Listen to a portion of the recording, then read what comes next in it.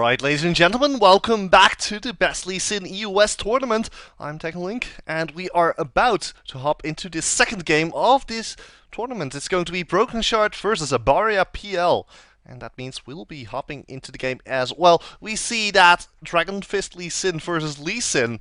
Brokenshard going here for a different kind of meta than he played before. Without the traditional Lee Sin skin, he's opted to go for the natural variety. Whereas Abaria PL definitely was looking at the stream and most likely saw that we definitely had the Dragon Fist Lee Sin image on our stream, and it was flying around. He was probably hoping that would happen as well. Both of the Lee Sins this time starting out with the Elixir of Fortitude, and both Lee Sins waiting here for the potion, so it's going to be a slow start. Going to take quite a bit if we're looking at the golds. Both of the Lee Sins have decided to not spec into the utility tree for that additional damage.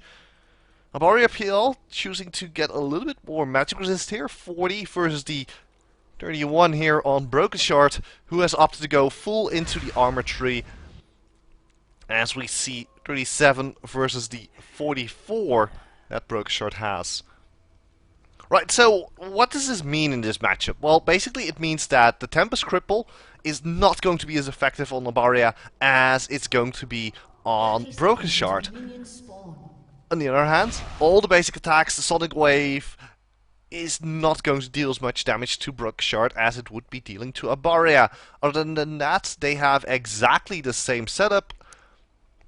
5-8 in armor penetration and 5-8 in armor penetration. Attack speed still similar.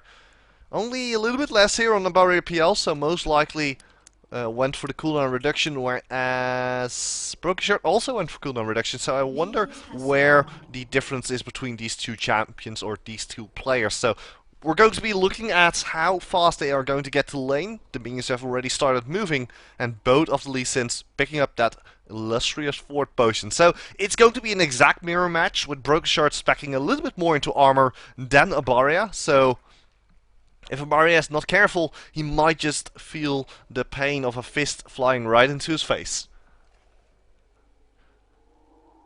And if we're looking at the Twitch chat right now, we're looking at Solita Jack. Yes, sorry about that, sir. We are. I'm not entirely sure if it's possible to stream at a lower resolution.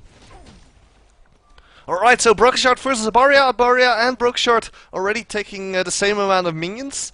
They're just waiting here. Here's the Tempest Cripple going out. Abaria taking a lot of damage. The Ignite's going down. There's the barrier. The Ignite's also going down to Brokenshard. This might just be not going to be First Blood, because both the players decide, well, we don't want to go. Oh, it might just be First Blood. Abaria taking massive damage. Brokenshard, one Sonic Wave might have picked him up, but it is just a little bit too much to safeguard. The moment someone hits level 2, the safeguard is available. The Tempest Cripple going out. It's still not enough. It's so close right now. Both Lee Sins down to about 200 hit points, but really getting their hit points back as they get all the potions working right there. Right, so Sonic Wave going out, going to level a minion. The tower's going to shower the minions with laser guided affection. You can immediately see the difference here in CS 10 to 3, 11 to 4. It's not huge just yet. It's still early in the game, and neither of the champions has been able to go back to base. But once one goes back, ooh, Brokenshard taking a little off tap there from the turret. And I wouldn't be surprised if Brokenshard decides to go back right now, because the lane is completely pushed up. He has the money to go and buy a longsword or a Doran shield.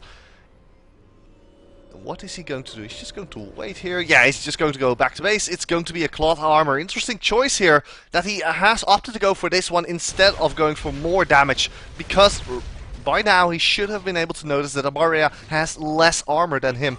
So that additional physical damage that he can dish out might just be a little bit more. And the issue here, though, is that Brokenshard is going to be losing a little bit of these creeps here. Tower showering them with laser guide affection. The ranged cost minions, though, they are slightly out of tower range, so there's no problem right there. And Brokenshard moving into position, going to be picking that one up. Towers now, oh, denying Brokenshard a little bit of farm here. But it is all going to depend how well can Brokenshard, well, keep this lane frozen right here, because this is a good place. He really wants to stay under his tower for now and wait until he can push out. Interesting choice here by the opposing player Abaria going for the Doran's Blade. That's going to give him a little bit more sustain in the lane. But whether it's going to be enough, who knows.